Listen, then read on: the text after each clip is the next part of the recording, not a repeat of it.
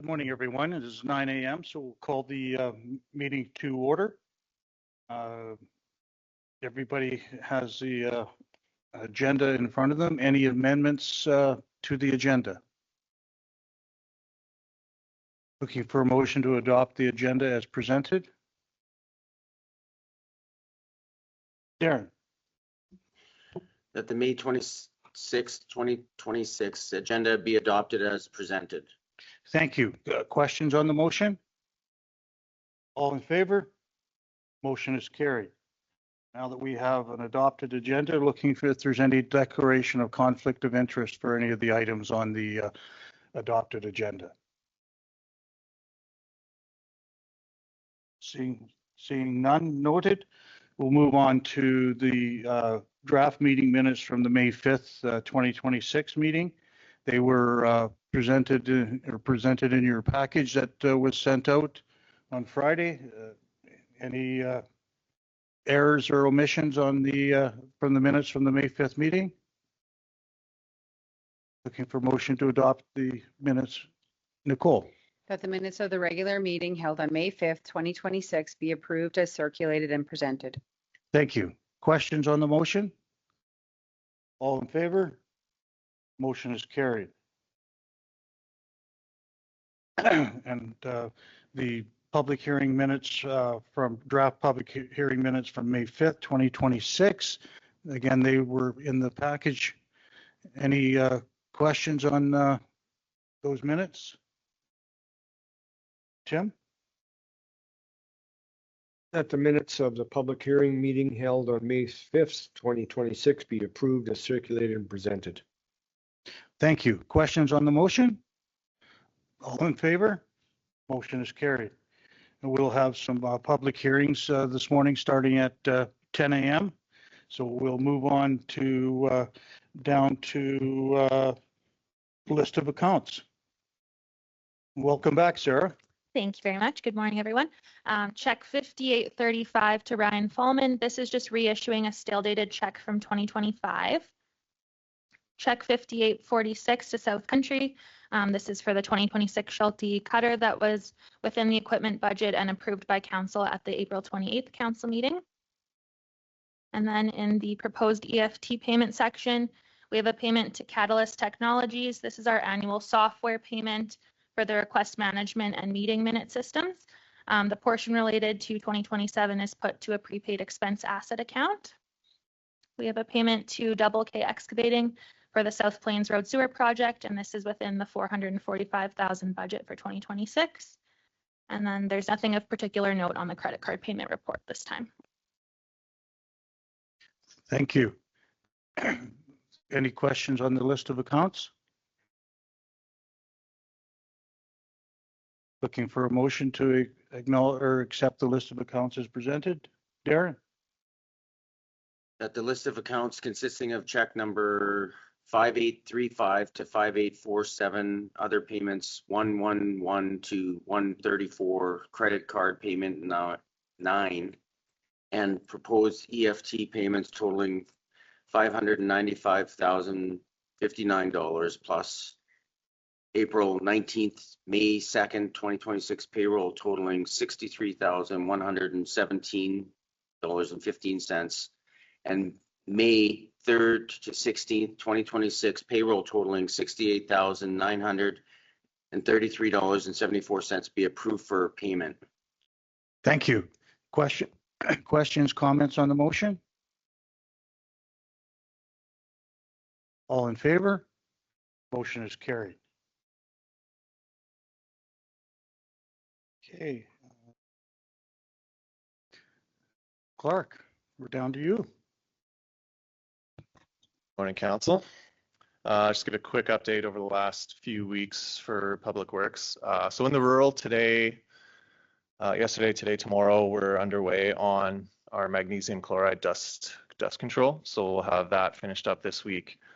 Following that, we're going to be doing the shingles on 624 North. So that'll be underway on Monday. I've talked to our supplier. They're crushing shingles right now. Should have enough product for us to do the entire project. So we'll be preparing to mobilize for that again on Monday next week. We've been continuing to spot graveling roads with our gravel truck. Our contractor is scheduled to come in late June for graveling.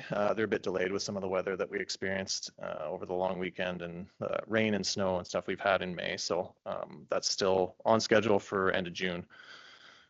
As well, we finally finished up the shoulder pulls on our pit road, 2175, going up to our gravel pit and rural shop as well. For the urban, spring is done, summer's here. So street sweeping's done, irrigation's been started up, we've aerated, fertilized, and are preparing for the flower pots to go in all along Emerald Park. So every year, I guess, I don't know how much you guys know, but the White City Emerald Park Garden Club coordinates with our Public Works Department for all the plantings. So we provide budget for it, and they just basically design, tell us exactly where to go and what to do, and they do all the plantings for us. So it's a major asset for the municipality. They are the experts. Our operators are great. They're no horticulturalists. But the White City Emerald Park Garden Club goes a long way to beautifying Emerald Park. So if you ever see the ladies and gentlemen out there doing plantings, make sure give them your thanks for everything they've done for as long as I've been here and a lot longer than that. So other than that, yeah, we've been doing pothole repairs. So got some done on the northern subdivisions, Rock Point, Stone Point, those access roads.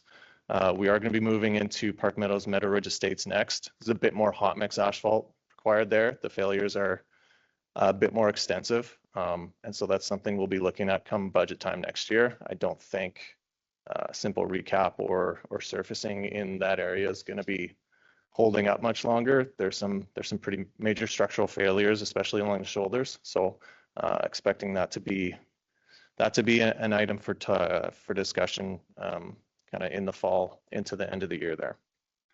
And then for the water treatment plant, not much to report. We have been fighting high turbidity issues in there just due to having to recharge the filters in the treatment plant. Still within the regulatory limits, and we didn't actually get any calls or complaints about discoloration. So it's not turbidity that's turned the water brown. It's just turbidity that's clouded the water slightly. That's not really perceptible for some reason, but that's the turbidity's come back down now. We've kind of got that under control.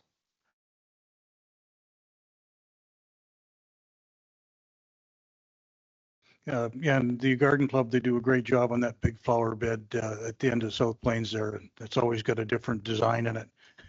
Yeah. The other thing too, they're not afraid to like be very direct with us and our staff if like they have a binder and a manual on how to do things, and if it's not followed, they follow up, which I fully appreciate. So good. Questions for Clark on his report?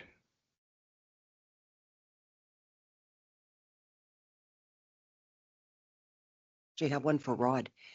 You know, on the 2183 north there to Rock Point, you know how bad the pavement, you were probably out there, is off the highway? Do we report that to highways to come out and repair that? That really bad stretch there. Yeah, we're gonna do a little fix up there this summer. So Okay. by just before Howard Boyd's, yeah, it's kind of like just off the edge of the pavement, off the highway. Yeah. It comes in about halfway up his property. Yeah. Like Yeah.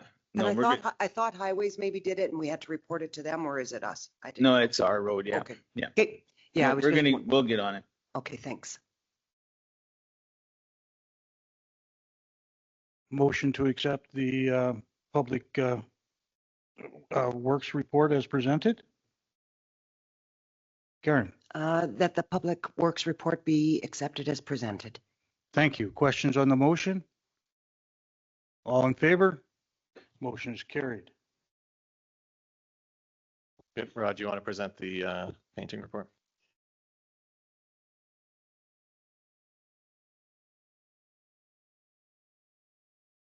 Okay, so every year we do crosswalk painting in Emerald Park and all the stop bars in the rural areas and all our paved streets. Last year the boys kind of damaged the painter, so our painter is a little bit out of commission. So we thought we would do it, but we figured also Clark and I were reviewing different methods of actually doing this as well too. So there is a thing that we can use is like thermoplast, or we can use like a really thick paint. That's called an MMA paint, and it's takes a little bit longer than the normal time for it to apply.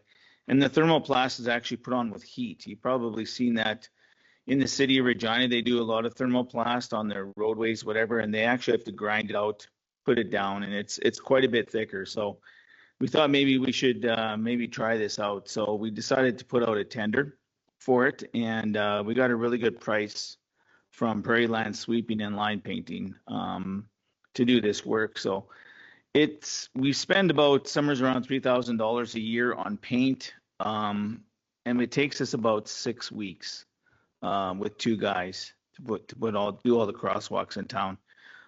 It's very labor intensive, and it's not fun work.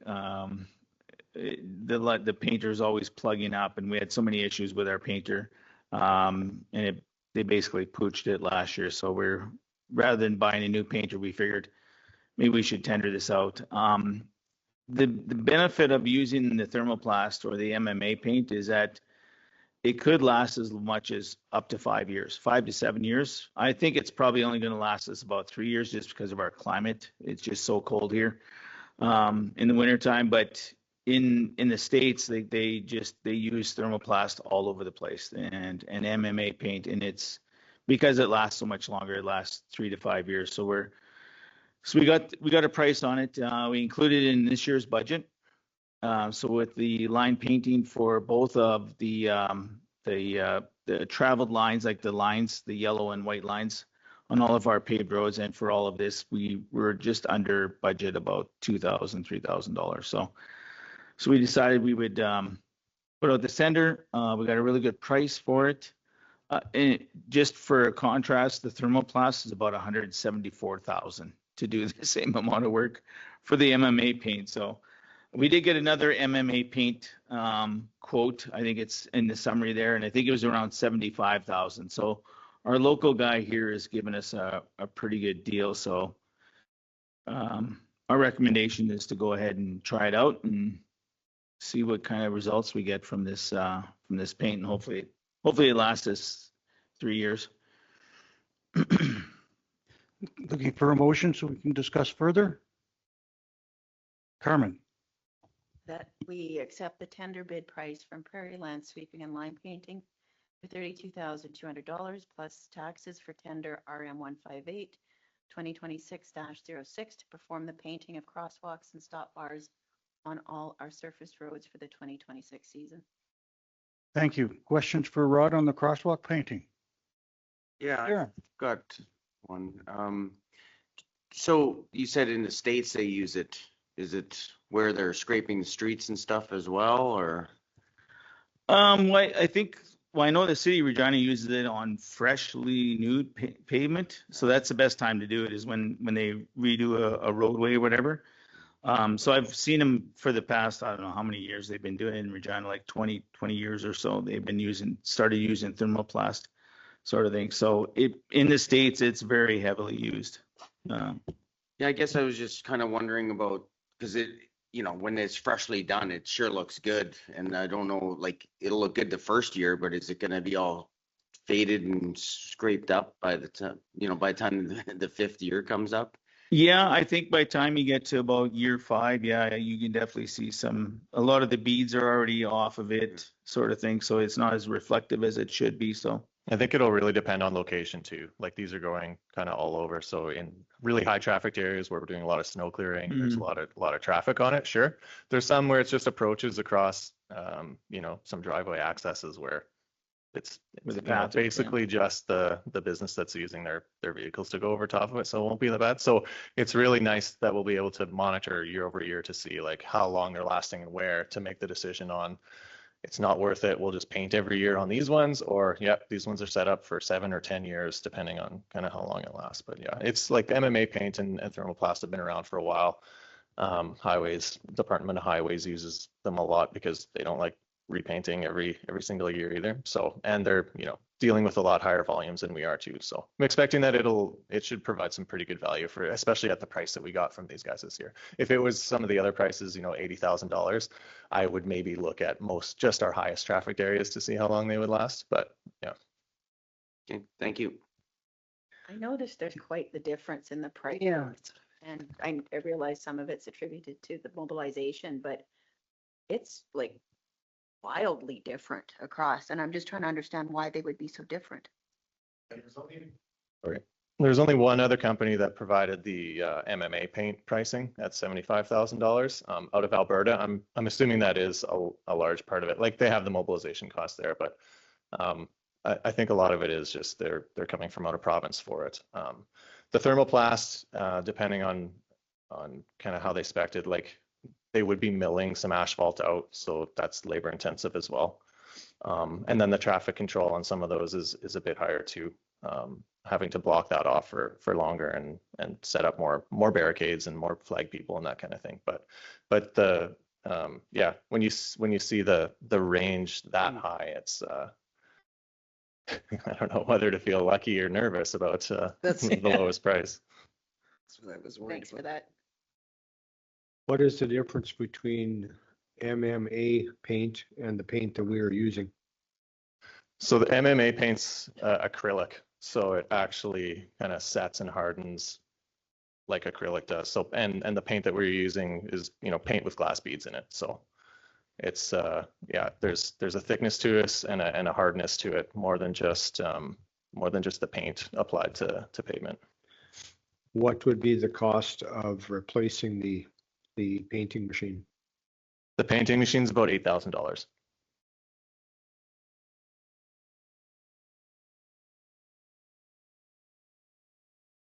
So you had noted in here, it takes what is it, 2 students, 6 weeks to do it? Something like that? Yeah, usually our seasonal guy and, or like one of our guys and one student would do it, yeah. So then presumably you're going to be deploying them on something or something else. Yeah, they're pretty much, yeah, we could only do it like 3 days a week because we're just so busy with the grass cutting. Like Yeah. we just, you know, we have to keep up the grass cutting first and then fit in the painting afterwards, sort of thing. So Yeah, it allows our other forces to do some of the other projects that we have kind of pinned down as well. We have some grading and some earthwork projects up in Spruce Creek. We have some stuff that we need to do with those drainage channels. So there is, and crack sealing, not something that I want to push off till the end of the year again. It's something that I want to hop on as soon as we can. So that really frees up our crews to kind of get that done earlier in the year rather than hoping we can get it done before it gets too cold. How come we had 85,000 in the budget for line painting? I'm just thinking, if normally we had 2 staff do it, paint was $3,000. Why did we have $85,000 in the budget? well, 50 of that is for to do all the roads for the center line painting with the machine. That's for like all of our paved roads. Like, yeah, that's it. That's included in that as well too.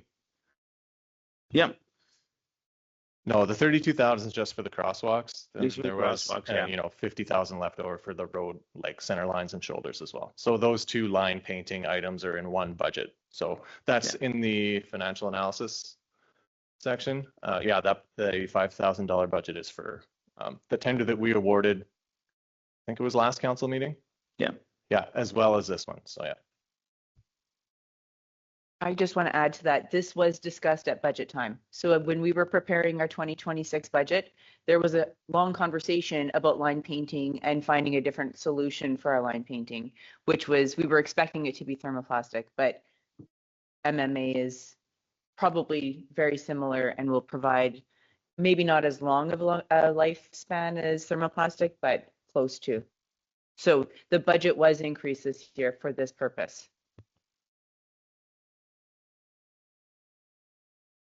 Other questions on the motion? All the question, all in favor? Motion is carried.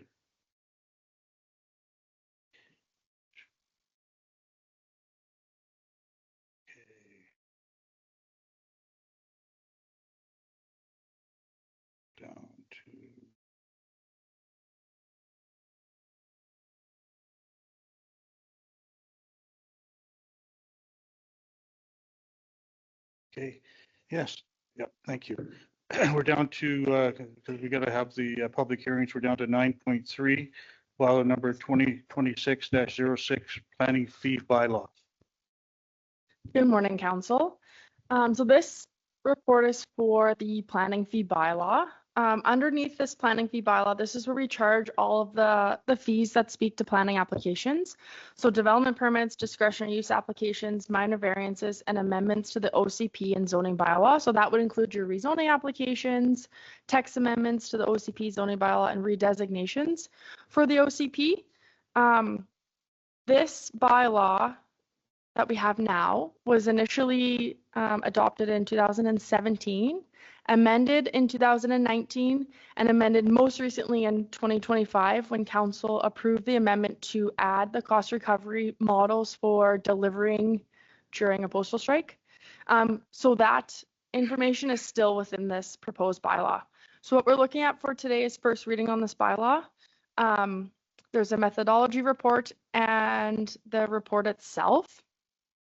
We are proposing increases to most of our fees, and that's primarily based on cost recovery. So what we have done is we took each planning application and the process, and we put the time and the effort into that application. We did an average time based on planning time, engineering and public works, administration, and any other factors such as like the online permitting software. We've taken that fee and we've calculated the proposed new fee based off that time. So the increases to the fees are solely based off the time and the effort put into the applications. It's just cost recovery. Right now, unfortunately, our fees aren't doing that. And so that results in applications not funded by the fee for that application. That makes sense. So the report itself, so it's not in the council report, but the report that's attached has that breakdown of all the time associated with each application. There's a few things that we would like to add that are new into the bylaw. One being a cost solely for contract zones. We've been doing a lot of those recently, and they take a lot more time than just to rezone from an existing zoning district in the zoning bylaw.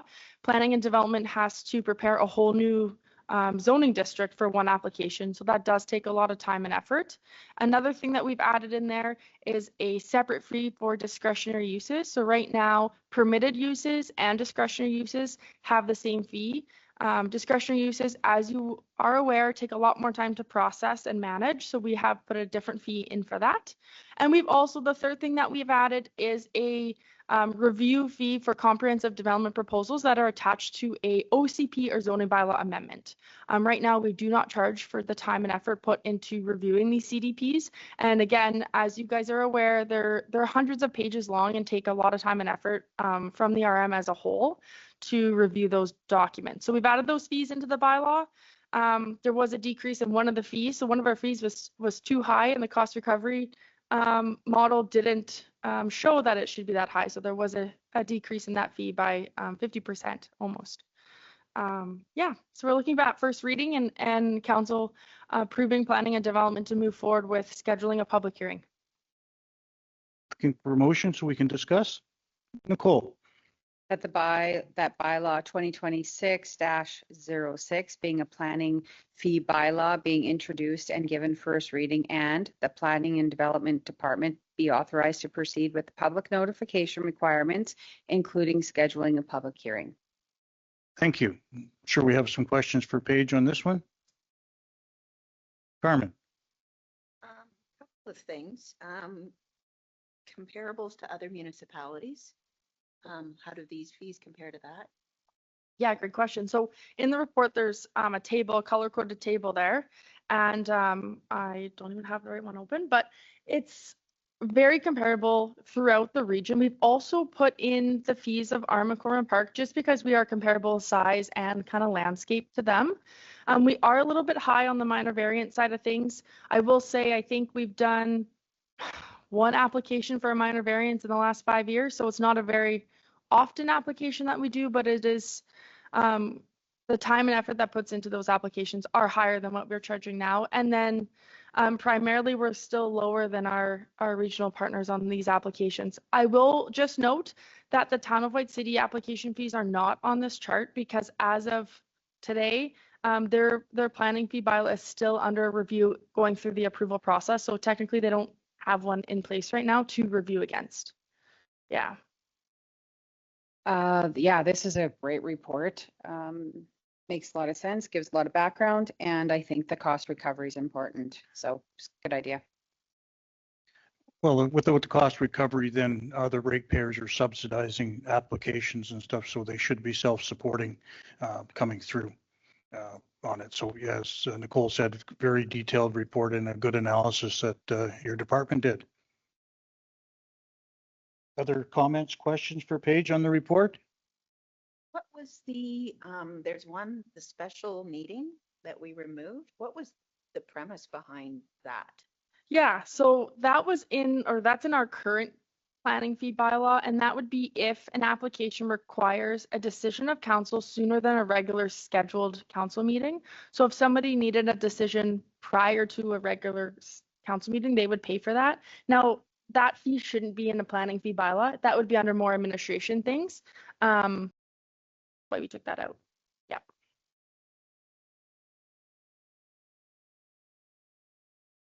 Other questions, comments? Okay. All in favor? Motion is carried. 9.4, parcel tie code removal, Northwest 341717 west of the 2nd. We received a parcel tie code removal request from the property owner of parcel C and D. This is just south of Balgony along the South Service Road on the way to Lake Nutrien and just north of the Balgony Lagoons. These two parcels are tied together and they're requesting council untie the parcels. Now parcel D, the less rectangle parcel, we also have an application on the agenda today for a discretionary use for that parcel that has a public hearing and a report associated with that during the agenda, just to let council know of that. But they are requesting the parcels be untied regardless. At this time, they're both zoned agricultural and they'll remain that as well. Yeah. I can make the motion. Okay. That council approves the removal of the parcel tie between block parcel C northwest quarter 341717 west of the 2nd and block parcel D northwest quarter 341717 west of the 2nd as shown on the ISC parcel picture dated April 14th, 2026. Thank you. Questions for Paige on that? Okay. All in favor? Motion is carried. Bylaw 2026-19, 9.5. The Planning and Development Department received an application to subdivide proposed parcel A out of the quarter section. The quarter section is zoned agricultural resource at this time, so we have to rezone proposed parcel A to CR1, Country Residential 1.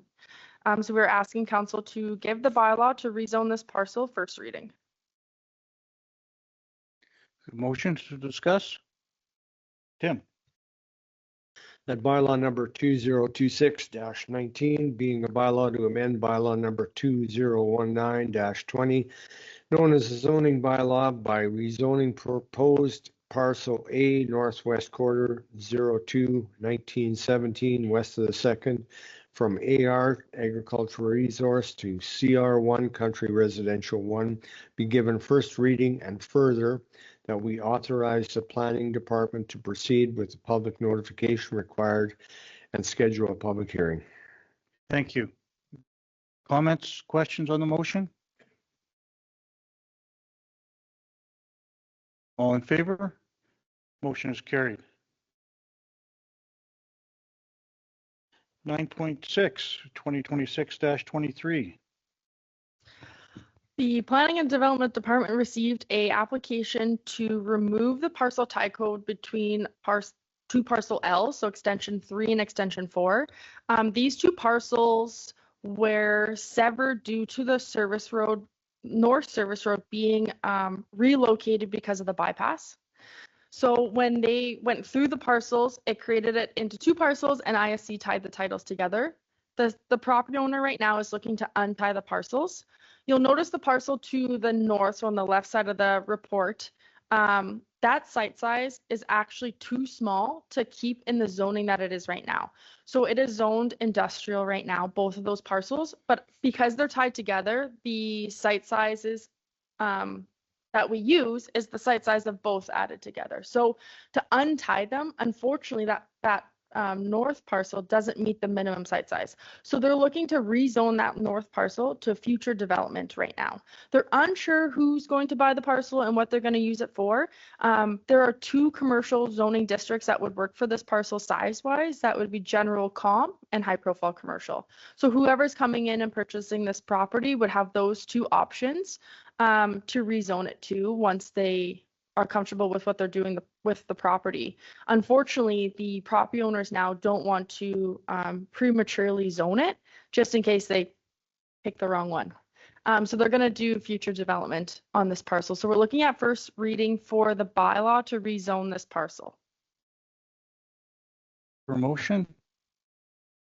Karen. That bylaw number 2026-23 being a bylaw to amend bylaw number 2019-20, known as the zoning bylaw by rezoning block parcel L, plan 93R00868, extension 3, northwest quarter 211718 west of the 2nd, from general industrial to future development, be given first reading, and further that we authorize the planning department to proceed with the public notification requirements and schedule a public hearing. Thank you. Questions, comments on the motion? Just trying to get my bearings where this is. Are you able to? It's, yeah, so Pilot Butte overpass. The intersection to turn east onto the North Service Road, there's the 2 parcels at the intersection. Yeah. Yeah, so you guys will remember how the service road was right along the highway before and then they moved it and kind of S-curved it. Yeah.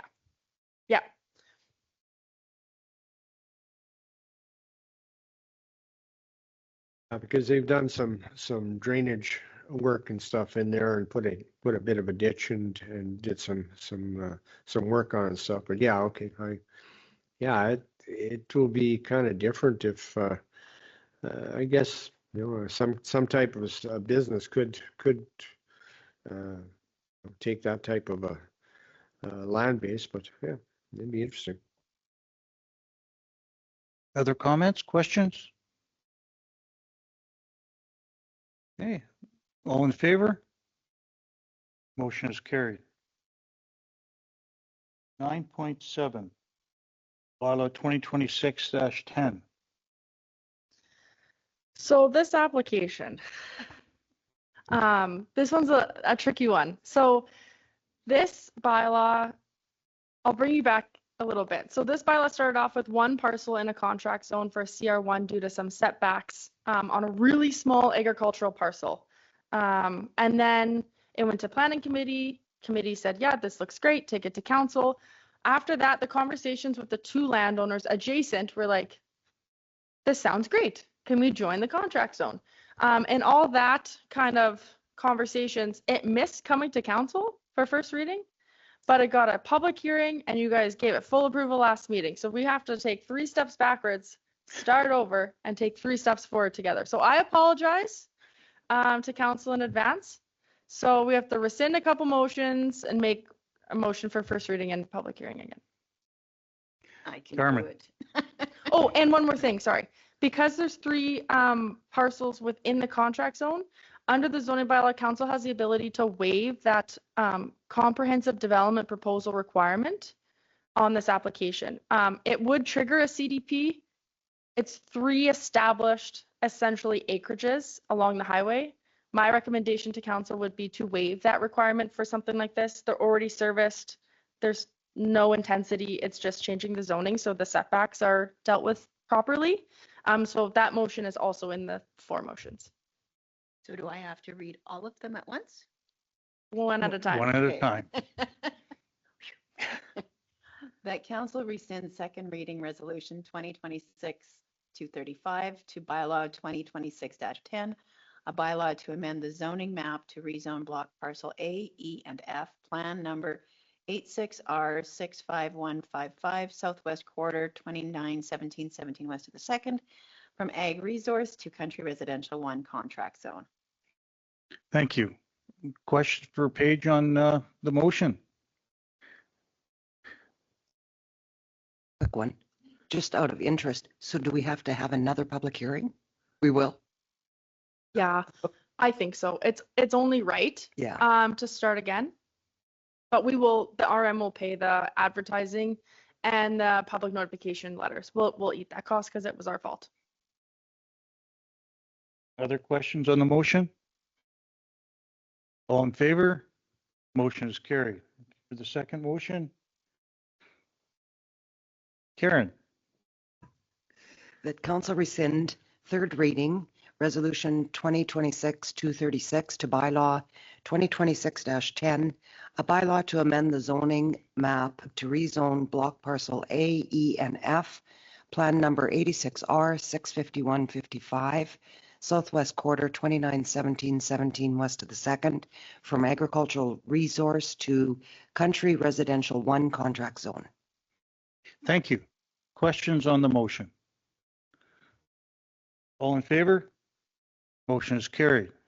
For the third motion, Nicole? That pursuant to section 3.24 of bylaw 2019-20, known as the zoning bylaw, council waived the comprehensive development proposal requirements for the rezoning of block parcel A, E, and F, plan number 86R65155, southwest quarter 291717 west of the second. Thank you. Comments, questions on the motion? All in favor? Motion is carried. Looking for fourth and final motion. Tim? The bylaw number 2026-10, being a bylaw to amend bylaw number 2019-20, known as a zoning bylaw by rezoning block par A, E, and F, plan number 86R65155, southwest quarter 291717 west of the second, from agricultural resource to country residential 1 contract zone, be given first reading, and further that we authorize the planning department to proceed with the public notification requirement and schedule a public hearing. Thank you. Questions on the motion? All in favor? Motion is carried. Okay. Down to number 10, RM business, bylaw number 2026-24.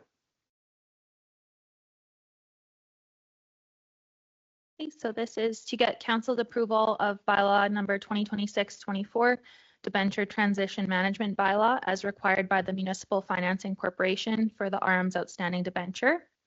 We received notice that in 2021, the MFC, in collaboration with the Saskatchewan Municipal Board, undertook to change the form of debentures issued by municipalities to the MFC from negotiable to non-negotiable. In the report, we've listed some of the benefits of the non-negotiable form of the debentures. So as of July 2021, all the new debentures that are issued are in this non-negotiable form. However, there's a requirement for any of the debentures issued prior to that date to be transitioned. We do have one outstanding debenture that was issued December 1st of 2017 for $3.8 million. That was used as a funding source for the wastewater authority treatment plant project. As this bylaw is an administrative matter required by the MFC with little impact, we're recommending doing all 3 readings of this bylaw today. Thank you. Looking for first reading to discuss. Karen? The bylaw number 2026-24, being a bylaw to provide for transitioning non-negotiable debenture to, negotiable debenture to non-negotiable debenture, be given first reading. Sarah, are there any negatives to the change?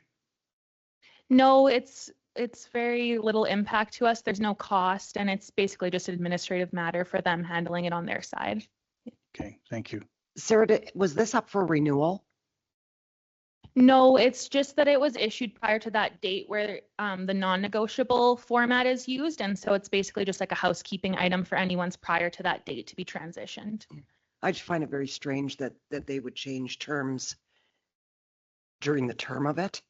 You know, like with my banking background, I've never seen this happen before, but if there's nothing, Yeah, there's no additional cost or rate impact or any kind of but you administrative wouldn't be allowed changes. to change anything, would be the difference, right?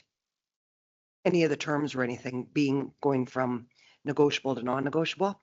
Right. Yeah, like we weren't looking to make any changes. It's just basically how they're handling it Yeah. going forward. So when does this mature? How many years do we have left?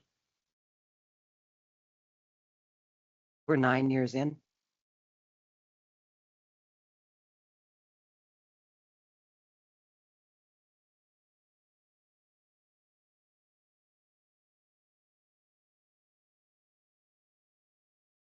This one goes till 2032. It's only another 6 years. 6 years. Because like with this, where I'm going with this is the interest rate, right? Like everything is with the debenture, like there's no change. Like Okay. everything's been locked in since the date it was issued. So there's no impact to rates or fees or anything like that. If just say interest rates did drop, you could renegotiate it when it was negotiable, right? But I mean, we've got no choice. We have to do it.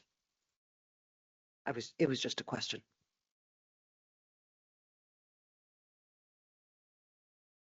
Other questions on the motion? All in favor? Motion is carried. Looking for a second, motion for second reading?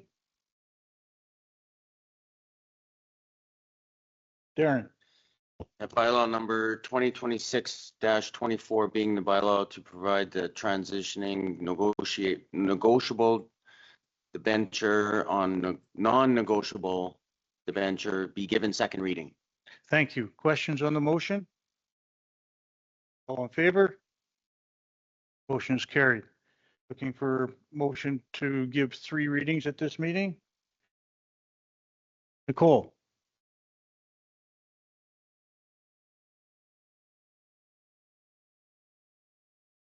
It's the third one down. Oh, Yeah. I haven't had a coffee yet. That bylaw number 2026-24 being a bylaw to provide for transitioning negotiable debentures to non-negotiable debentures be given 3 readings at this meeting. Thank you. Questions on the motion?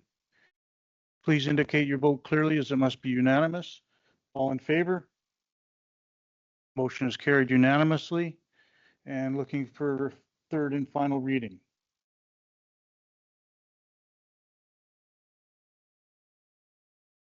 I can do it. Nope, Stan?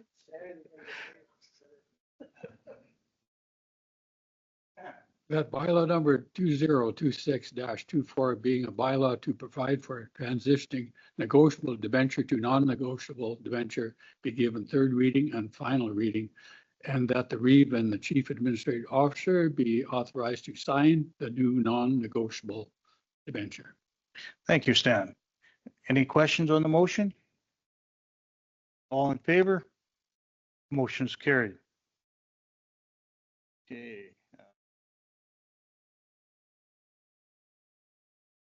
10.2 Utility Bylaws Report Number ADM 26-047.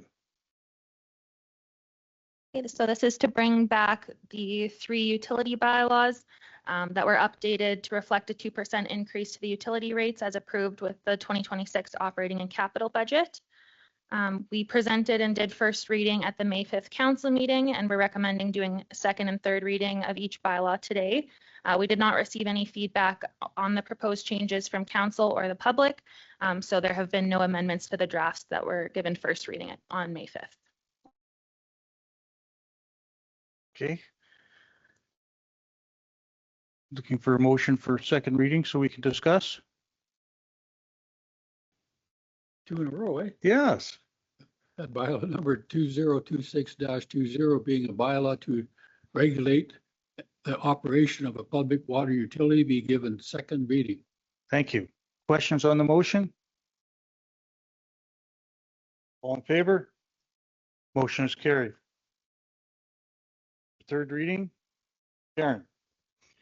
That bylaw number 2026-20 being a bylaw to regulate and not the operation of public works, public water utility be given third and final reading.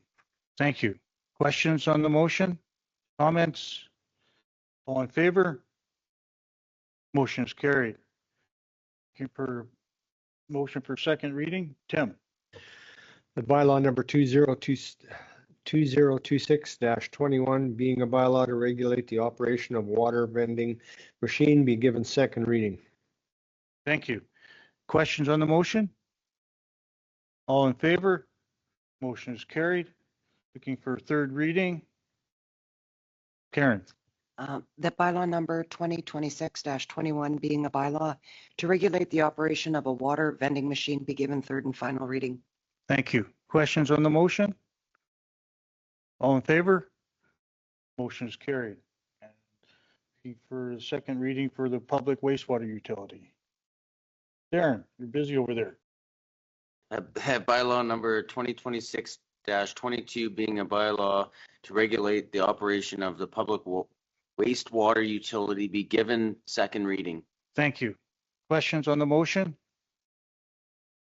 All in favor? Motion is carried. And looking for third and final reading. Nicole.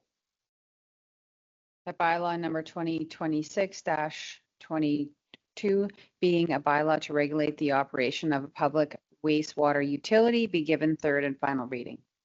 Thank you. Any questions on the motion? All in favor? Motion is carried. Okay. 10.2.2 bylaw number 2026 oh no, sorry, we already did that one. Down to 10.3 speed limit text amendment bylaw on Betteridge Road. All right, so this report is to seek council's approval to amend the current speed limit bylaw by reducing the speed limit on Betteridge Road from 80 kilometers per hour to 50 kilometers per hour.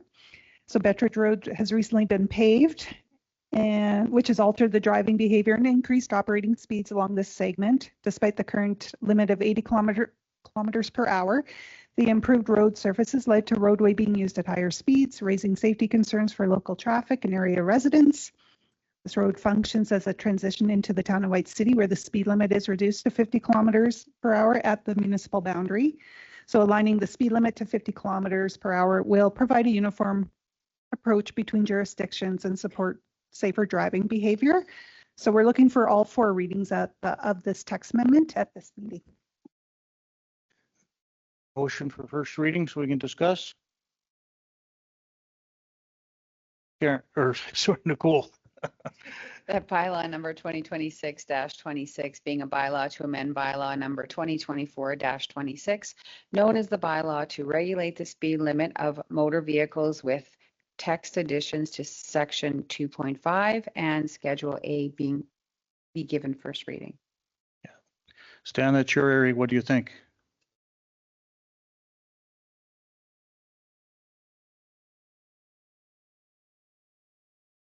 Like it's been 80 all these years, but I don't think people have been driving ridiculously crazy on it, but that's my opinion. Other comments? Tim. I was just, how much development is on that road, that stretch of road? Because there isn't that much yet, is there? No, so to the north, within the RM is Prairie View Commercial Business Park. And then to the south in the town of White City is Royal Park starts right kind of where our jurisdiction ends. They start developing their houses there. I don't know, the way I kind of look at it, until development starts getting more established there and everything, I think that would be a time that we should maybe be looking at changing the speed limit. Right now I think we're kind of jumping the gun. I'm just going to add, I think more along the lines from safety is just uniformity. So the majority of Betteridge Road is 50 kilometers an hour right now. So we only have 1 mile within the RM's jurisdiction of Betteridge Road from 624 going east. So to have it go from 80 to 50, it kind of, that's awkward. And again, from an enforcement perspective, it's not easy for drivers to know the transition, and it's confusing sometimes. So that's again really why we're bringing this report. Yeah, it's actually only 800-meter stretch from 624 to White City. Yeah, so it's only a half mile. So The next thing is how come White City Drive, it's 40 kilometers in White City, and on the rest of it in our area, it's 50. So like, are we going to change them all? Or? Yeah, no, it's a good question, Stan. I'm not sure why it is only 40 in the town of White City, and 50 in the RM. I can't answer that. I just know that what we're trying to do is just have a uniform speed limit on Betteridge Road right now. I guess the one comment I would have, I actually support this going to 50, especially when it's 800 meters, but I compare it to 46. You go from leaving Regina to Balgony, you go through a 70, then a 90, then an 80, then 100, and it's a gong show. And there's so many times where the person in front of you is locked in at 70 because their brain's at 70. And the same when you start at 90 and then suddenly you're powering through Pilot Butte at 90 or 95. So I think this is a smart thing to do from a safety perspective. I understand that, like just leaving here, going to the overpass, 50, 70, 50, and it's a short span, it drives me crazy. But going from 80 to 50, I understand that there's only a small portion, but people are trying to just get out of here. You know, if you go through town, you're doing 40K, and it takes you 20 minutes just to get to the overpass. And that was kind of a quicker way of getting out of here, I think, is for some people. I think that the whole thing should be at least 60, not 50. But I mean, again, then you're changing things again. I think 50 is a little bit too slow for that road. That's all. I guess one other thing to consider, there's a school in Prairie View as well that abuts Betteridge Road. So it has frontage onto Prairie Road, but it's right at that intersection as well. It's not designated as a school zone, is it? There's signs up? No. It's not on the exact road. Yeah. So it's not a 30K. Okay. Other comments, questions? Okay, yes. One more. What drove us to issue this bylaw? Like, was it a ratepayer request, or was it just us just choosing to deal with it? What triggered it? All right. So this was at the completion of the Betteridge Road paving project. The contractor, or the engineering company, asked, now that it's done, contractor's going to be posting the speed limits. What are your speed limits on this road? And so White City said, yeah, we have it posted 50 the whole way. And I asked our admin team, because I was like, I don't know if this is specifically in our bylaw as a reduced speed, and it was still 80. And so the impetus was that it's paved, it's finished now. What signs are we putting up? Who said that people were driving recklessly over the speed limit, though? Isn't that what it said in there? We just say it's typically when it's paved, people go faster than on a gravel road, right? Other comments or call the question? Okay, all in favor? Opposed? Motion is lost. Okay, 10.4, addendum to weed inspector contract. Okay, so we're looking to seek for council's approval for an addendum to the contract agreement for the weed inspection officer and weed control services to include the application of larvicide for mosquito control. So the current contract that we have with our weed inspector does not include provisions for larvicide application for mosquito control. Upon entering the contract, the pest control officer formally requested that the larvicide application be excluded from his scope of work. So we reached out to the weed inspector and his company and to see if they would be able to undertake the larvicide application, and they confirmed that they can assume these responsibilities. So we're looking for council to authorize the Reeve and CAO to sign the addendum. Motion?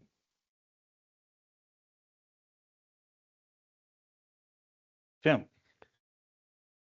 That council authorize the Reeve and Chief Administrative Officer to execute the addendum to Weed Control Services Agreement with elevated application to include larvicide application for mosquito control with authority to approve and sign the final addendum following any non-material revisions negotiated between the administration and the contractor.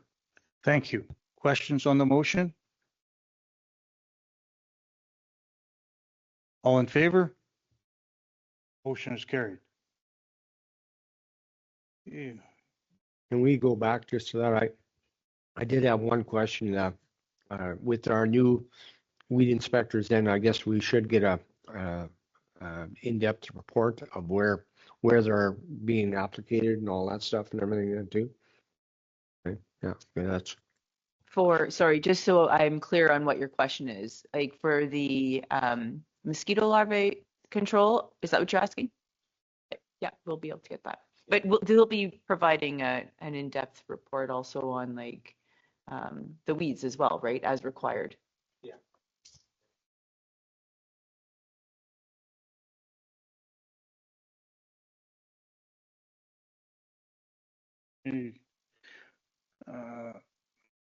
We have 3 minutes, so we'll wait for public hearing here.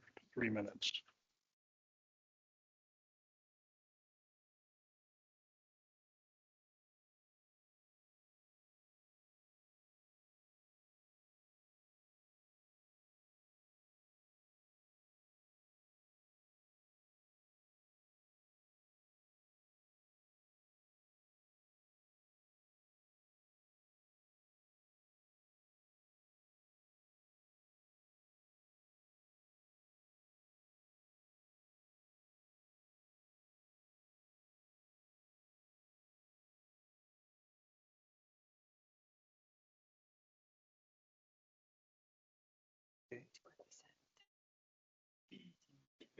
Sure. Yeah, we'll finish the public hearings and then, yeah.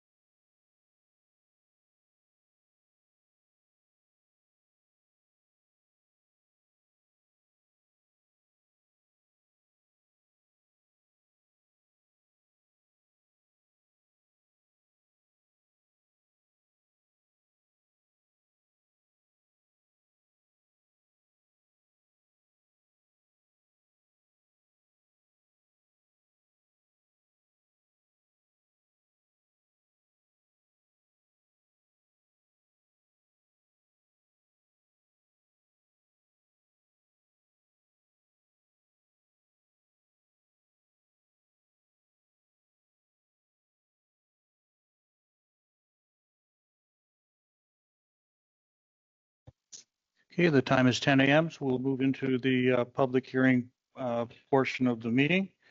And the first one is 2026-16. Text amendment for garage suites. Any written submissions? No. Any verbal submissions for bylaw 2026-16? Motion to acknowledge no written and no verbal submissions for bylaw 2026-16. Carmen. That we acknowledge there were no written, no verbal for bylaw 2026-16 zoning text amendment garage suites. Okay. All in favor? Motion is carried. Discretionary use application for RV storage part D Northwest 241717 west of the second. Any written submissions? No. Any verbal submissions for part D North or bylaw for part D Northwest 241717 west of the second? None noted. Motion to acknowledge no written, no verbal.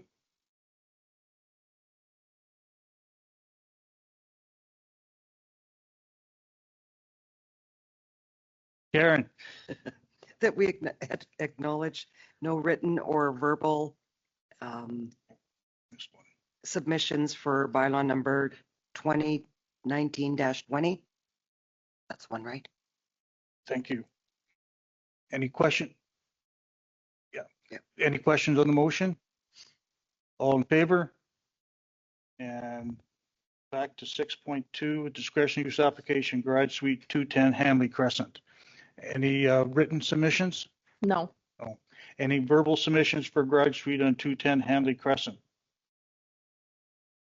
None noted. Motion to acknowledge no written, no verbal.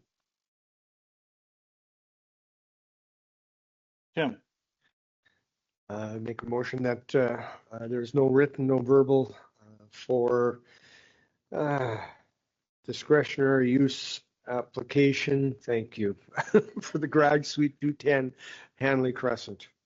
Thank you. Questions on the motion? All in favor? Motion is carried.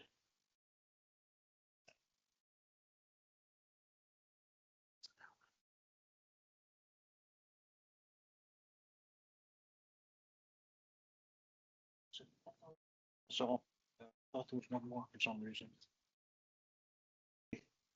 That's it. We'll move out of the public hearing portion of the meeting and go back over to 10.5 Sustainable Canadian Agricultural Partnership Program at 10:15. There's a reason for that. Yeah. There's a reason. Okay. So 10.5. All right, so for this one, there's going to be two motions for each program that we are talking about. So this is to obtain council approval for the RM's participation in the SARM administered Sustainable Canadian Agricultural Partnership or SCAP programs, including the Gopher Control Program and the Invasive Plant Control Program on an ongoing basis. This report also seeks approval to continue associated municipal rebate programs that complement the SCAP funding and support local agricultural producers. So the SCAP programs administered through SARM include the Gopher Control Program, Invasive Plant Control Program, the Rat Control and Beaver Control Programs. Historically, the RM has participated in SCAP programs and where appropriate, enhanced program uptake by offering additional municipal rebates. As part of the invasive plant control program, the RM is required to submit an annual weed management plan, which will be presented to council separately for consideration. Establishing ongoing participation in the SCAP programs ensures the municipality can continue to respond efficiently as funding becomes available without requiring annual council approvals for each intake period. Continuing the municipal rebate programs alongside the SCAP funding further demonstrates council's commitment to supporting an agriculture protecting infrastructure and promoting responsible land management practices across the municipality. And it's noted that the SCAP program for gopher control operates separately from that strychnine stewardship program. So we have the two, technically four motions that we're looking for in our recommendation. For motion for the first resolution, Darren. That the rural municipality hereby agrees to participate in the SARM administrated Sustainable Canadian Agriculture Partnership Gopher Control Program, SCAP and GCP on an ongoing basis as long as the program is offered by SARM and Government of Saskatchewan. And further, that administration be authorized to submit the municipality application annually as required. Thank you. Questions on the motion, comments? All in favor? Motion is carried. For motion for resolution 2.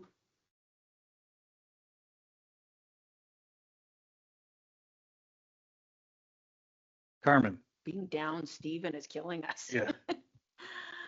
That the rural municipality will continue to offer a gopher control rebate program on an ongoing basis, providing a 25% rebate on eligible gopher control products, GST excluded, in addition to the SARM program, subject to the following conditions.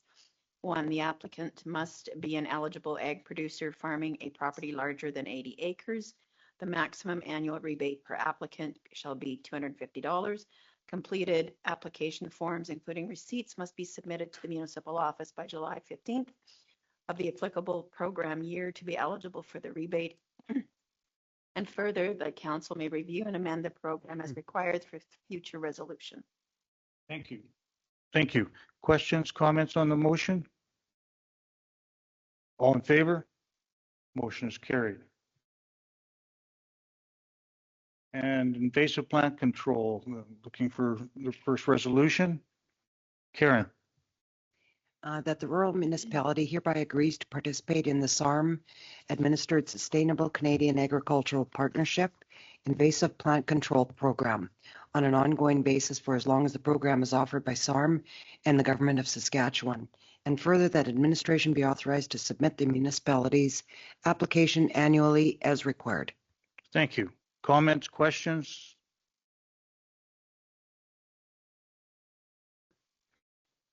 Motion is carried. Resolution number 2, Tim. That the rural municipality will continue to offer leafy spurge control rebate program on an ongoing basis, providing 100% rebate on eligible herbicide products, GST excluded.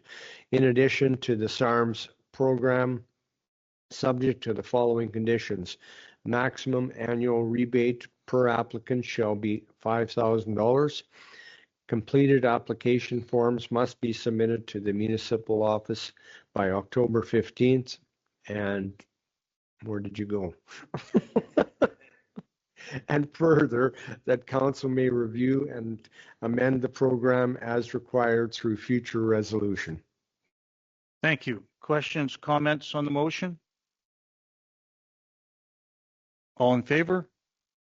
Motion is carried.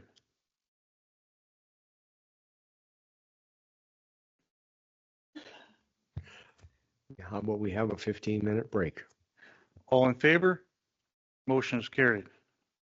Okay, we'll call the meeting back to order, and we're going to go back to 9 on the agenda for the planning and development hearings. 9.1, zoning text amendment for garage suite, report 2607 or 027. Awesome. So this was one of the public hearings that we had today, that there was no written, no verbal submissions. So on this bylaw, the proposed bylaw is to allow garage suites to be located in the side yard, and we're asking for second and third reading for this bylaw. Okay, looking for second reading so we can discuss. Stan. Bylaw 2026-18 being a bylaw to amend bylaw number 2019-20, known as the zoning bylaw, by substituting subsection 5.5.3 be given second reading. Okay, in discussion on the motion? Okay, so with side yards, I've talked to a few people and I also agree with it. For the garage, I know it's all discretionary use, but for garage suites on the side yards, on the smaller rural subdivisions, the smaller like 1 acre lots, I think that we should be cautious and maybe amend and take that out instead of the side yard, because you could turn a smaller rural subdivision into basically just change the whole look and feel of it, and they should be discretionary use in a backyard. Yeah, I agree with what.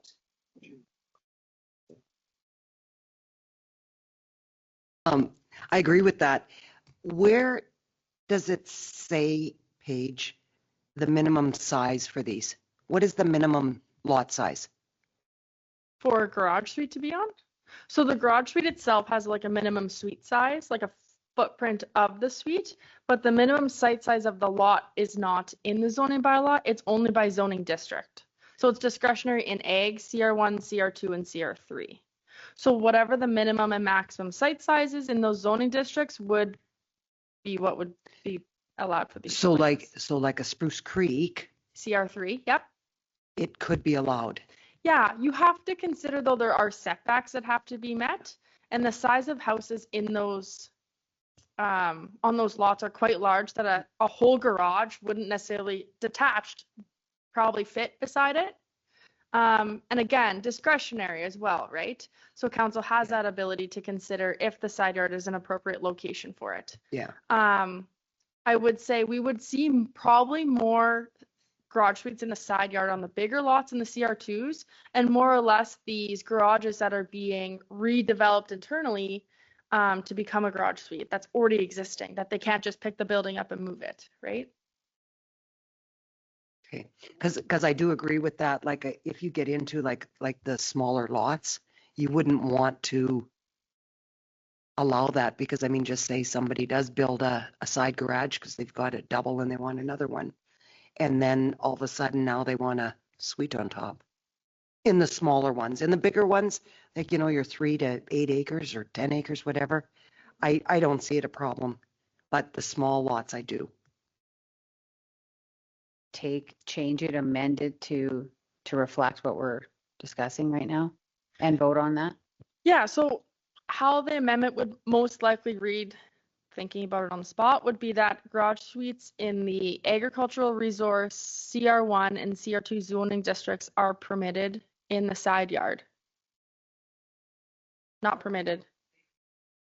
Yeah, sorry, but could be located. Yeah, not talking about land use, like are allowed to be in the side yard. Versus it's saying side yard and rear yard for all the garage suites. Just think. Or Sean's going to word it differently and it's going to be better, so listen to her. No, maybe. So, sorry.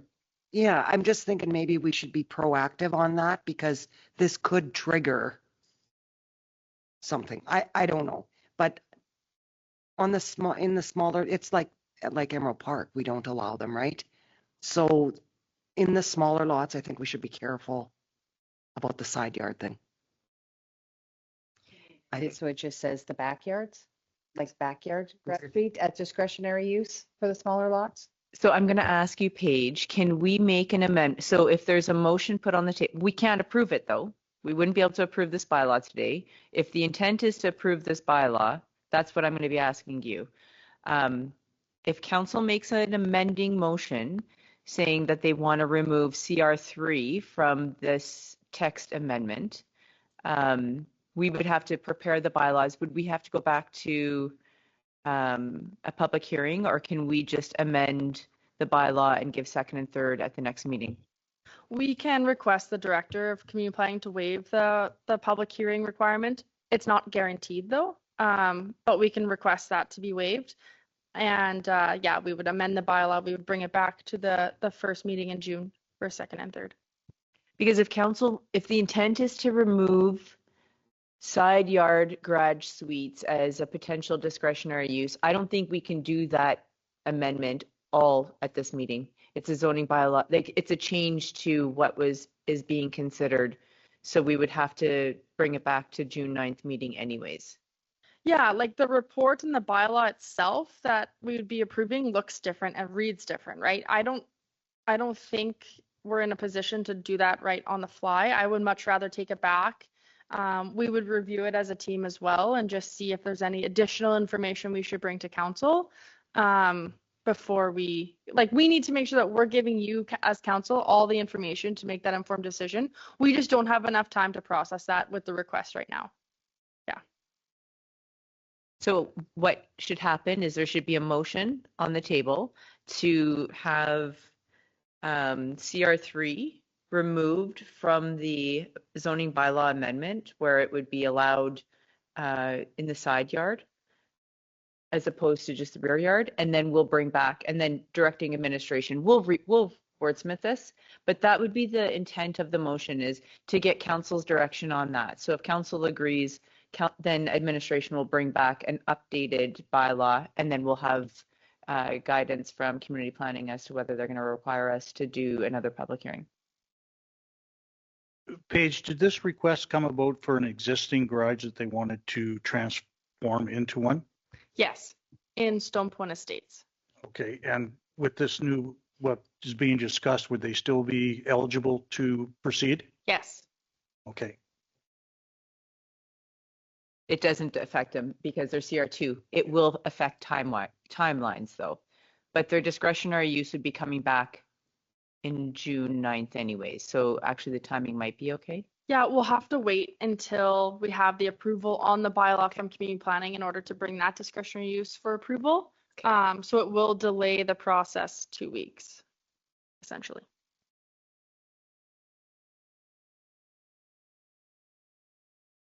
Other questions, discussion?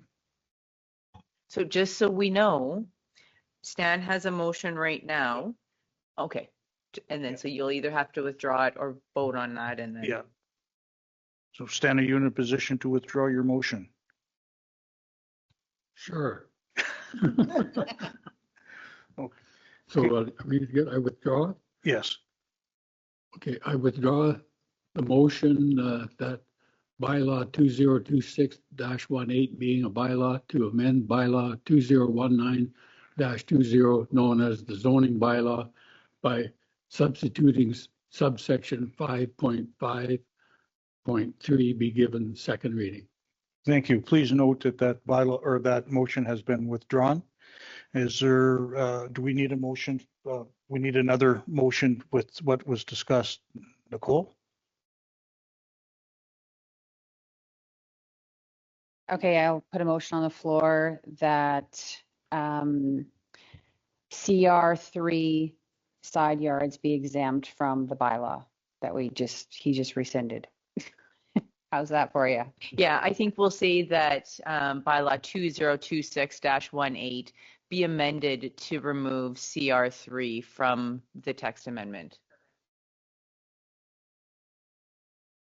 So just to be clear, they'll still be allowed discretionary use in the rear for those CR3s, just not the side. Okay. Discussion on the motion? All in favor? Motion is carried. Okay, down to 9.2, discretionary use application RV storage, parcel D, Northwest 341717 west of the 2nd. Awesome. So this was one of the public hearings we had today. There was 0 written and 0 verbal submissions. Normally on these applications, we like to have the public hearing and the report coming for a decision on separate council meetings. However, the applicant and the property owner have advised us that there is a deadline at the end of May that they have to meet in terms of the sales agreement and the conditions of that sale agreement. And unfortunately, due to the first meeting in May being bumped up a week, we couldn't bring this application for a public hearing on that date because of the timelines with the newspaper and our provincial requirements didn't line up. So we're asking council to consider this application today based on the feedback from the applicant and the property owner. With that being said, we're asking council to approve this discretionary use application for RV storage with conditions. The conditions are listed 1 to 8. Maybe I'll just stop there. Looking for a motion? Make the motion that the discretionary use application to allow for the outdoor storage of recreational vehicles at parcel D, Northwest 341717 west of the second be approved with the following conditions. 1, the site shall be developed for the purpose of the storage of recreational vehicles as shown on the attached site plan. Any other proposed use will require a separate development permit or discretionary use approval from council. 2, the development shall conform to all regulations outlined in subsection 5.26, storage of recreational vehicles of the RM of Edenwold zoning bylaw number 2019-20. 3, site grading shall not occur until an engineered grading plan is submitted and a development permit is obtained from the municipality. 4, a screening buffer shall be constructed surrounding the vehicle storage area within 1 year of the permit approval date. This buffer may consist of landscaping features, a fence, or a combination therewithin. 5, a roadside development permit from the Ministry of Highways shall be obtained. 6, no person shall cause or permit any lands or buildings to become untidy or unsightly. All vehicles shall be kept in an organized manner. 7, this permit is subject to the standards and requirements of provincial regulations and other municipal bylaws. 8, this permit shall expire in 12 months if development/construction has not commenced. Thank you. Just discussion on that long motion. It's a great use for that land, considering its location and size or shape, I guess I should say, on it. So I think it's a really good idea. Do most of them have the requirement to have a buffer or to have fencing and stuff like that? That was, it seemed like that was something different. Yeah, this location's a little bit unique. There is nutrient to the east, but there isn't an acreage just past that. And to the south, there's also an acreage. So we want to be mindful of screening the uses from those two acreages. Outside of that, the lagoon and of course the highway isn't our primary concern here. So for this application, it felt right just because of those acreages in close proximity. There is one more thing I'd like to bring up to council on this application as well. So the road, the service road that was constructed in front of this parcel, that one was part of a service agreement with Nutrien to the east, and they paid their portion. Now, unfortunately, Clark and I were not here when that service agreement was written and negotiations and discussions were held in terms of the split of that road cost and how it came to be. If we wanted to keep it the same parameters that anyone fronting on that road would contribute to this road, we can enter into a development agreement with the applicant to have some sort of contribution to that road within that agreement. However, the land use is what we consider temporary in nature.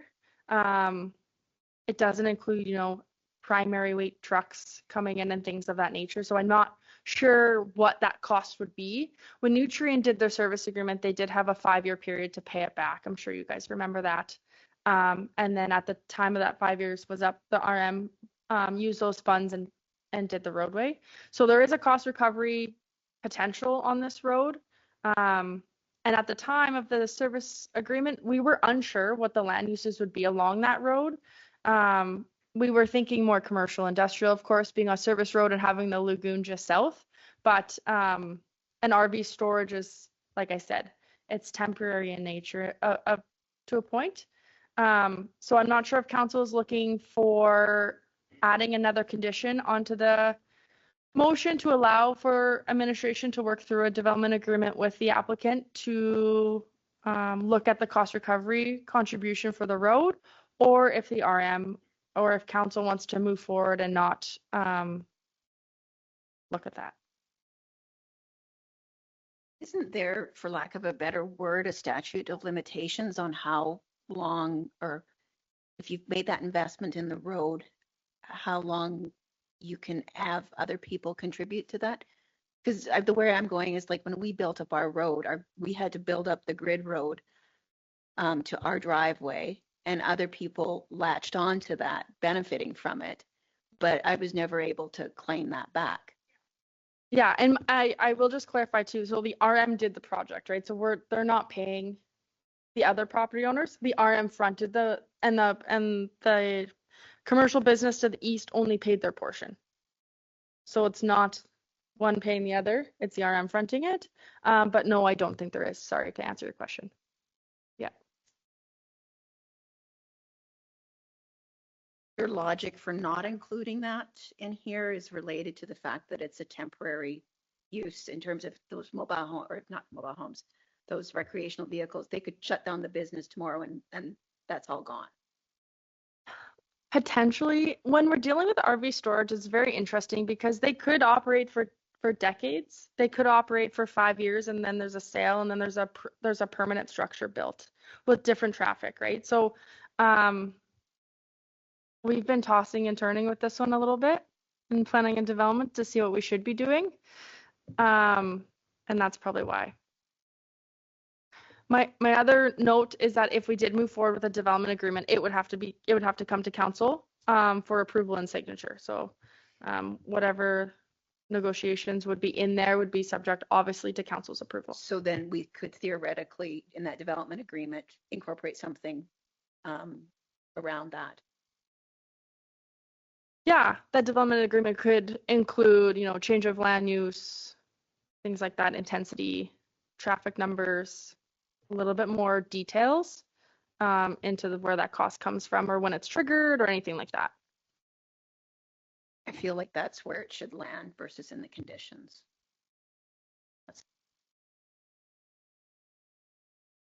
Other discussion? Okay, I'll call the question. I'm just gonna ask Paige a question. The condition wouldn't be contributing to the road. The condition would be entering into a development agreement. So that leaves it open. Then would we have a ninth item? That's right. So it would be subject to approval of a development agreement. I think that council needs to,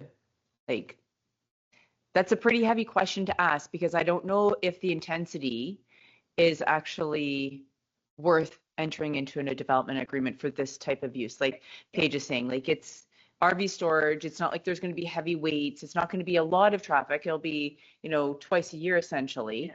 Yeah. So I don't know. I think that's why she's asking the question. Is it something that council wants to consider? From an impact perspective, I mean, we upgrade roads all the time and it just, we don't charge everybody for those. Yeah. If it was going to be a benefit to the whole community, like to the greater rural municipality, we would put it in our SAF model. It's not because it's more localized. But again, I think that there's better opportunity to, if that site intensifies with a different type of development at that time. And always, whenever there's a development permit, you can consider the different considerations that are the impacts that development will have on the surrounding area. Now, as it stands, if the usage changes, it would have to come back and then we can consider something like that.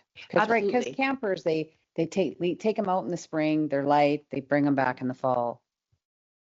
It's just if the operation changes, the business changes, they come back with a different development permit, that's right. Then we can implement something then. That's right. Yeah. Okay. And another question, Paige, how is this land zoned? Did you say ag? Yes. Yeah, so it's not like it's heavy industrial zoned or anything like that anyways, so. Sorry, back to you, Shauna, then do we add an item here or no? My recommendation would be no. Okay. Yeah. Thank you. Further discussion? Everybody's clear on the motion? Okay, all in favor? Motion is carried. think that's it for you, Paige.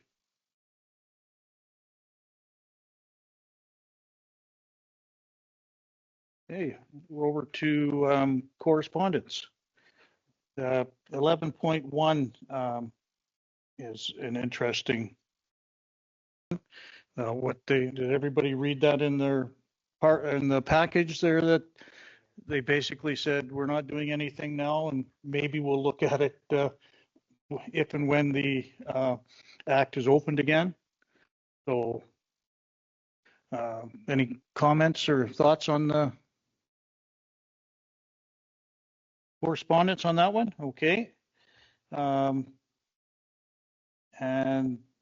11.2 was in there as well. And 11.3, 11.4, 11.5, the White Butte have a new executive director. The White Butte Museum has a new executive director, which was interesting. So any comments on the correspondence? Motion to accept the correspondence as presented. Karen. Oh, The correspondence be hereby acknowledged and filed. okay. Questions on the motion? Go ahead, Tim. All in favor? Motion is carried. Okay. Committee reports. Carmen, do you have any committee reports? Stan? Okay. Yeah. So, Nicole? The Protective Services Committee met, and I guess I had sent an email to Karen, you were there, to Shauna, I CC'd you anyways, that Kevin is requesting, his firefighters are requesting to see if there's a location within the RM that they could have a training ground for their firefighters, and that would be also with Pilot Butte and Balgony. They had said that the White City fire training grounds are, when it's wet, the roads are impassable, but also they're taking Pilot Butte and White City too far out of their service area to train over there. So they're looking for something more mutual. So I had thought about maybe, is there anywhere, Clark would maybe know, or we could look into it. Is there anywhere maybe by the rural shop in an area, possibly in the gravel pits where extraction isn't happening anymore? Or if you could think of an area where they could possibly, we could entertain or at least look into it? Yeah, I guess we'd have to discuss with the chiefs what they need, like in terms of size, space, activities, all that kind of thing. But yeah. Area over there though that doesn't have that is for sure. Yeah, there's areas that we're not area. Using anymore. Okay, perfect. But that doesn't mean that they're accessible. Like you're saying, access Right. when it's wet is an issue. Yeah. Some of those areas are at the water table, you know, especially where they've been extracted. But again, aside from that, like once we get the parameters of what they need, then we can take a look and see if something is available. Okay.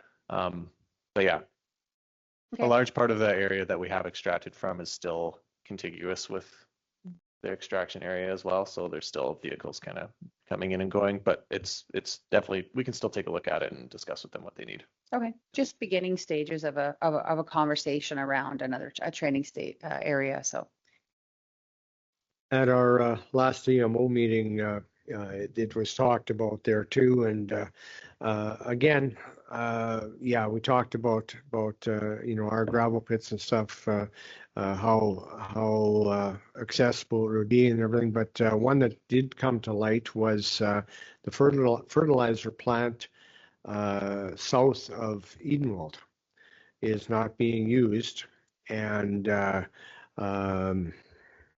what the heck's the new name for the fertilizer thing now. It used to be wheat pool. It's not wheat pool anymore.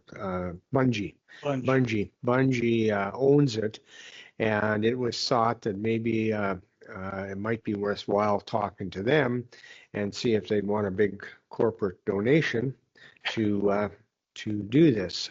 So I believe there's a few people that have a little bit of input with Bungie, so they are going to approach them and just find out. But in the meantime, it would be nice to look at our pit too and just see if there's anything we can do. I don't know as far as I don't think we'd need much of a building if they would need a building there. I think it's more for the training exercise and stuff. But again, I can see where the water table might be a problem there too. But there is a couple of irons in the fire anyways with this, and we're not going to let it die. So yeah, we'll see where it goes. Nicole, anything else? We're working on a couple of things that hopefully we can bring back to the next council meeting, or I guess maybe not till Jessica gets back. Or no, Jennifer, or because we were working on possibly bringing a bylaw forward. Yeah, we're working on that. Yeah. We'll bring it to our next protective services meeting. Yeah, so we have some stuff coming up next couple meetings, and that's about it for me. Good. Karen, I get the J's mixed up all the time. Karen, do you have anything? Nope. Okay. Tim, anything else? Yeah, like I say, on May the 14th, we had our EMO meeting. Was fairly well attended. We had basically kind of a hot wash of our training exercise that we went through. Some of the things we did good, some of the things we did bad. All in all, there was quite a few, like I say, different chiefs from around the area and stuff, and some outside the area that were giving kudos to us that we've we've kind of went overboard on, not overboard, but we're training the right people, and it's a good news thing. So yeah, it was a good meeting, and everything went good. May 21st had RCMP meeting. Again, we've had a few occurrences and everything in the RM. Nothing really out of the ordinary. Again, I don't know if everybody gets the reports. I think they're all sent out. Yeah, so they can kind of look all the reports, because I share them with our Rural Crime Watch guys, but pretty well everybody can read that online too. Nothing really came to. The only thing that did come was Donna Strudwick attended from the RM of Sherwood. Brought us a little bit of an update of what things were happening there and stuff, and she had said a lot of the problems that we're having at Sherwood were not related to the AI situation. She said that was media blowing a lot of it out of proportion, and she said they actually had a very good first meeting there, with the exception of one lady blowing up right at the beginning, and that's the one that the media latched onto right away. So she says otherwise they had a very productive meeting, and yeah, it's going good. She was actually quite impressed of what we do at the RCMP with the round table and all that stuff, and she's really going to try hard to convince some of the other councillors, because I believe as of November they're finished. So she's going to try to find somebody that will be an alternate that will start coming to these meetings and stuff too. So yeah, that's it. Yeah, for committees. Yeah. Darren. Sorry, I was just going to mention, she said that with the November election, they have to be gone. They have to have new people elected. So, yeah.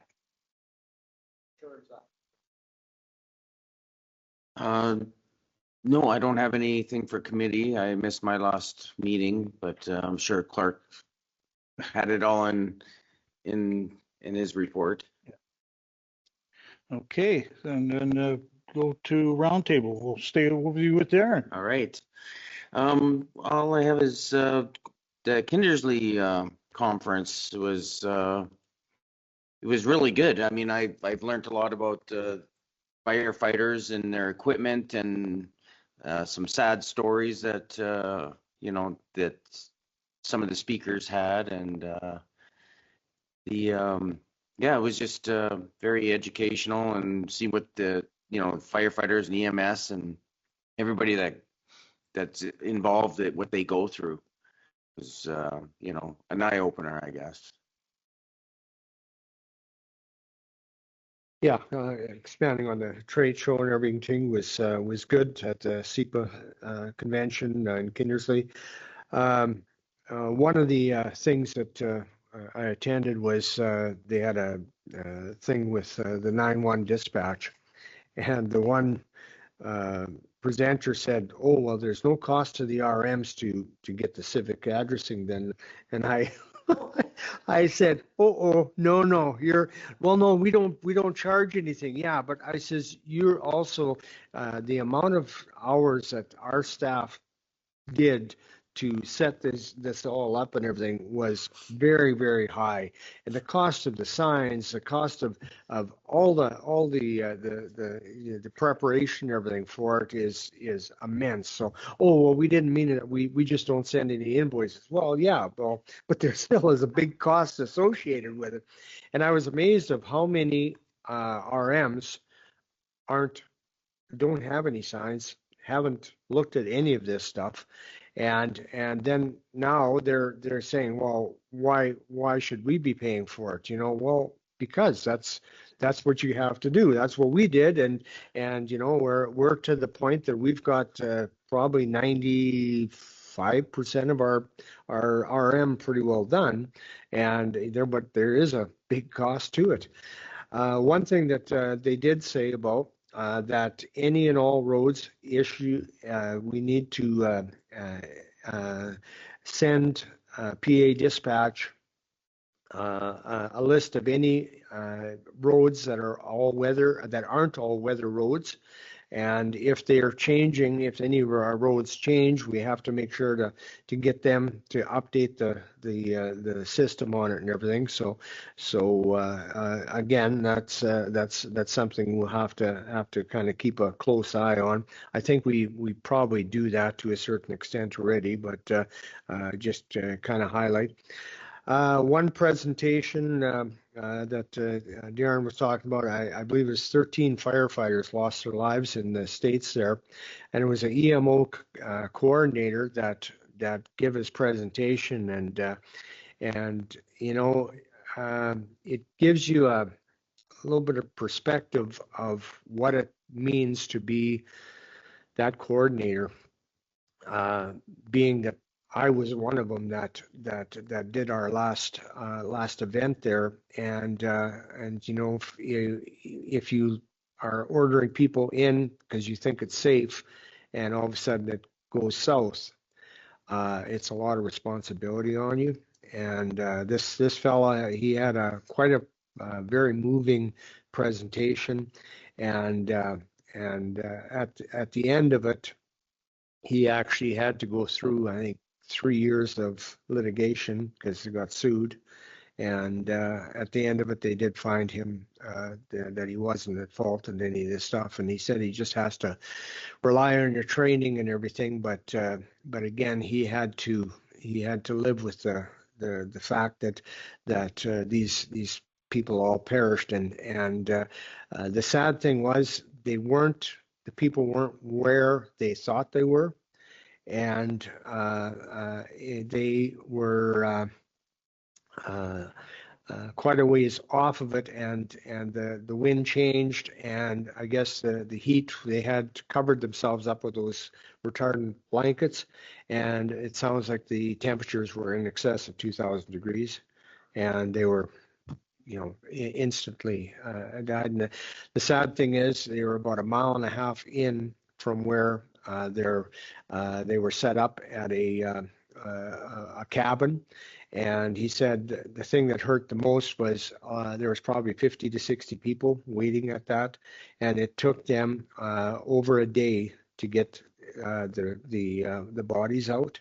And all those people, and he says he knew the father of one of the firefighters that died, and it was there, and he says it was very hard to see all those people and to live through all that, and it was quite a moving presentation, and yeah, it was. They had some very good ones. They also had another lady that was 2 years old.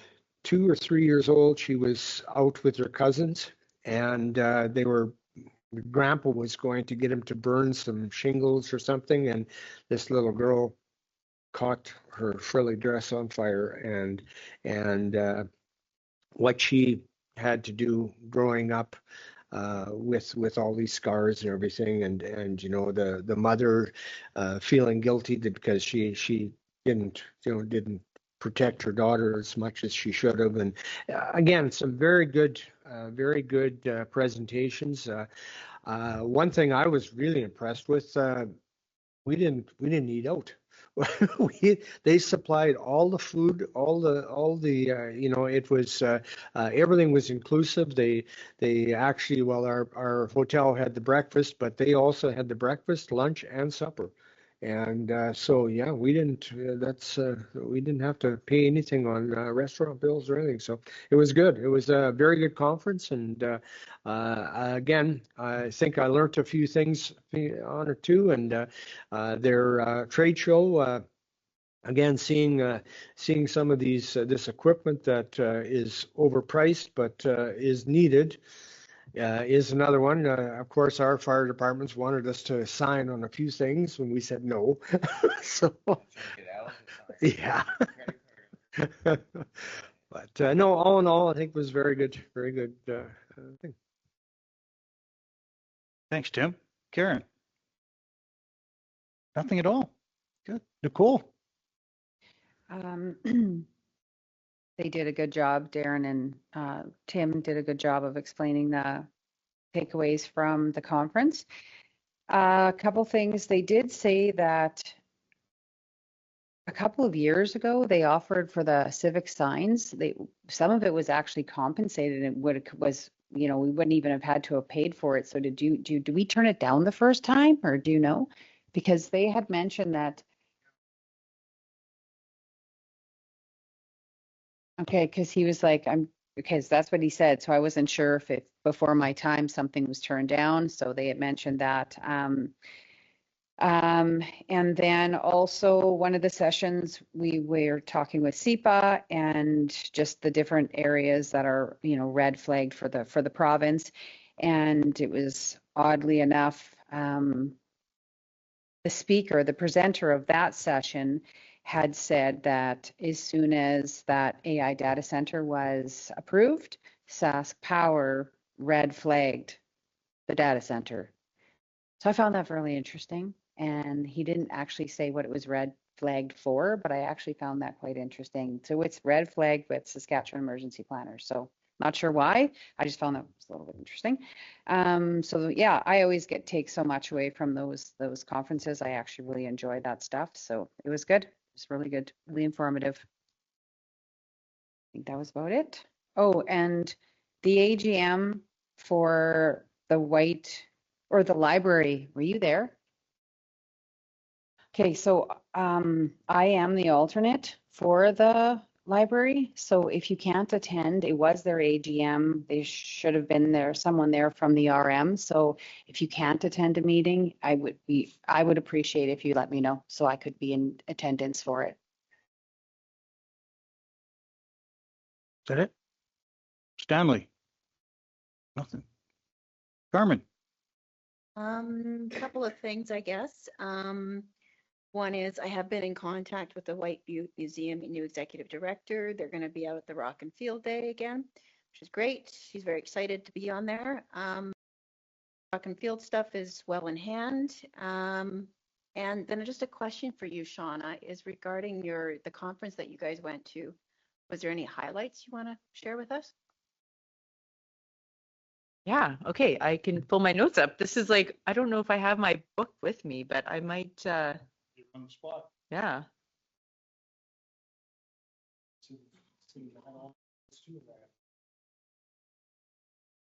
I'm just gonna see. I know I provided an update to my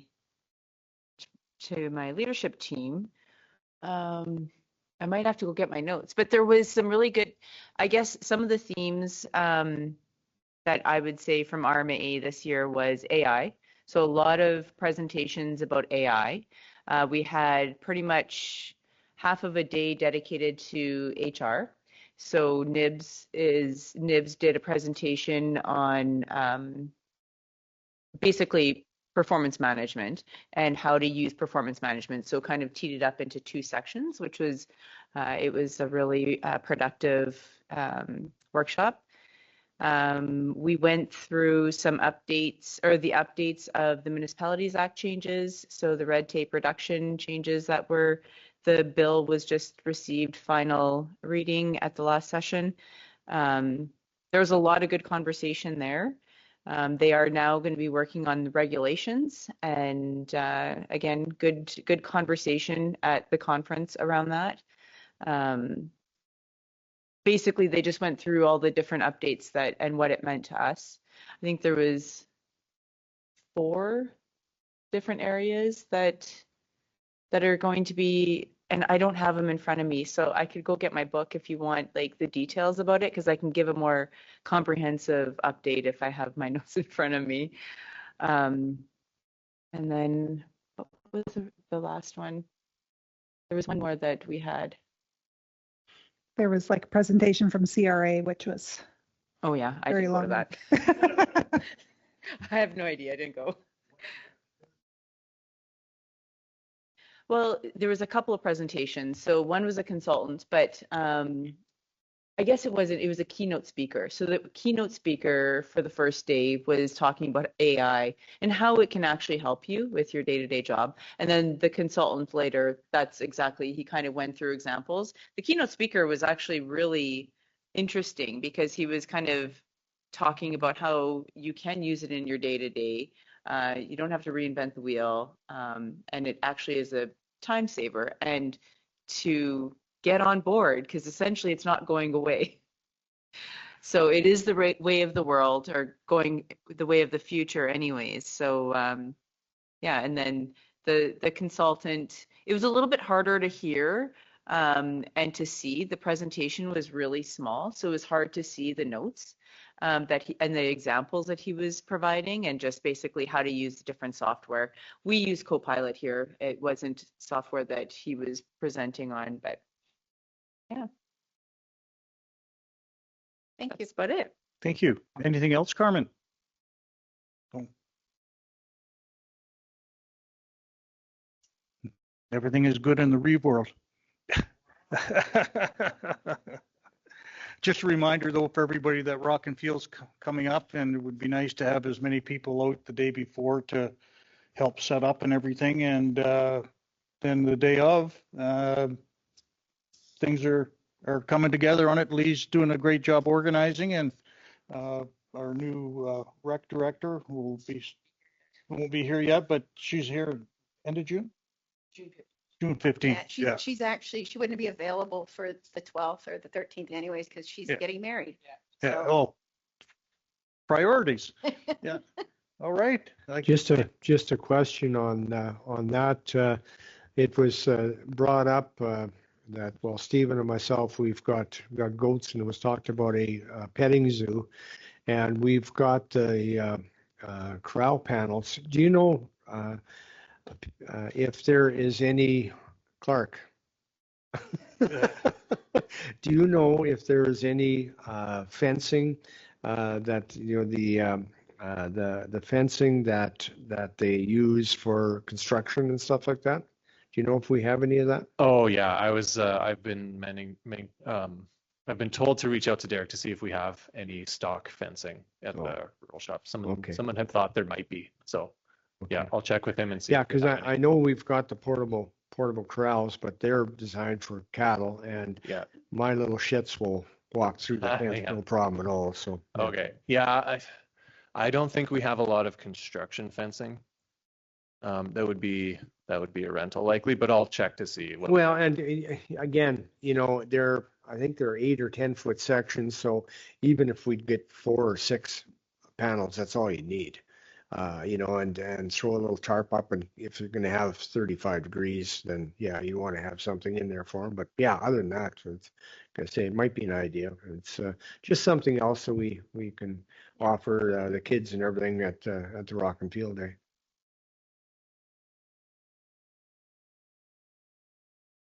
Okay, I think that's everything. Just get everybody to stay back once we adjourn, and Stephen's not here, so Tim, looking for a motion to adjourn. I make a motion that we adjourn. All in favor? Motion is carried.